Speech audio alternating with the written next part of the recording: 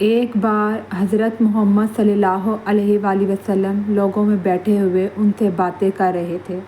اتنے میں ایک دیہاتی آپ کے پاس آیا اور پوچھنے لگا کہ قیامت کب آئے گی؟ آپ صلی اللہ علیہ وآلہ وسلم اپنی گفتگو میں مصروف رہے۔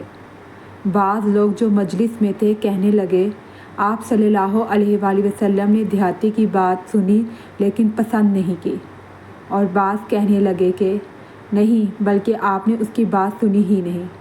جب آپ اپنی باتیں پوری کر چکے تو میں سمجھتا ہوں کہ آپ صلی اللہ علیہ وآلہ وسلم نے یوں فرمایا، وہ قیامت کے بارے میں پوچھنے والا کہاں گیا؟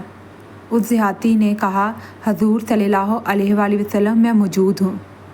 آپ صلی اللہ علیہ وآلہ وسلم نے فرمایا کہ جب ایمانداری دنیا سے اٹھ جائے تو قیامت قائم ہونے کا انتظار کر۔ اس نے کہا، ایمانداری اٹھنے کا کیا مطلب ہے؟ آپ صلی اللہ علیہ وآلہ وسلم نے فرمایا کہ جب حکومت کے کاروبار نالائق لوگوں کو سونپ دیے جائیں تو قیامت کا انتظار کر۔ اگر آپ کو میری ویڈیو اچھی لگی ہو تو پلیز لائک، شیئر اور سبسکرائب ٹو مائی چینل، اور اگر اچھی نہیں لگی تو کمنٹ کر کے بتائیے گا کہ آپ کو یہ ویڈیو اچھی کیوں نہیں لگی۔